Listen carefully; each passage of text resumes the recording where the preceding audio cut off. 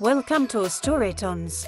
Enjoy today's story. At the edge of a quiet valley, beyond the last row of small wooden houses, stood a dark forest that no one entered after sunset. And within that forest lived a wolf. The villagers spoke of him in whispers. They said his eyes glowed like fire. They said his howl meant danger. They said he waited for the night to strike. So every evening, when the sun slipped behind the hills, doors were locked, windows were closed, and the village went to sleep in fear. But the truth was something no one ever saw. The wolf's name was Ashen. Ashen had lived near the village since he was a cub. He remembered a time when the valley was louder, children laughing, animals roaming freely, fires glowing warmly at night. Back then, humans and the forest lived closer together, but time changed things. Hunters came, traps were set. Fear grew. Ashen lost his pack one winter, not to hunger, but to iron and fire. From that night on, he walked alone. Yet, he never left the valley. Each night, while the village slept, Ashen walked its borders.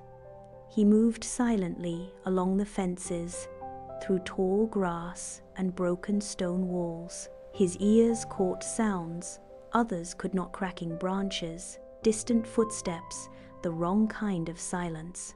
One night, he chased away a group of wild dogs drawn by the smell of food. Another night, he scared off a bear wandering too close to the fields. No one saw him, no one thanked him, and that was fine. Ashen did not guard the village for praise.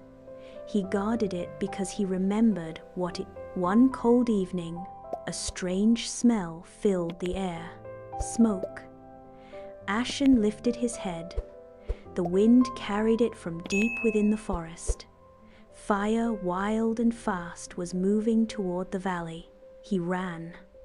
Ashen raced through the trees, howling loudly, not in anger, but in warning. Birds flew into the sky. Deer scattered. The fire was coming faster than he feared. Reaching the edge of the village, Ashen stopped. The people were asleep. If the fire reached the houses, Ashen made a choice. He ran straight into the village. He knocked over wooden bins, scattered tools, and howled with all his strength. Lights turned on. Doors creaked open. "A wolf!" someone shouted. Panic spread. But before anyone could act, a young boy named Eli saw something strange. The wolf was not attacking. He was running toward the hills, then stopping, then looking back. "He wants us to follow him," Eli said. The adults hesitated, but the smell of smoke reached them too. They followed. From the hilltop, they saw it, the fire, glowing red, crawling toward their homes. The villagers worked together through the night, digging trenches, moving water, fighting the flames. By morning, the fire was gone. The village was safe. Ashen was gone too. Days passed. The villagers spoke differently now, not of a monster, but of a warning, of a shadow that saved them. Eli often walked to the forest's edge, leaving food behind.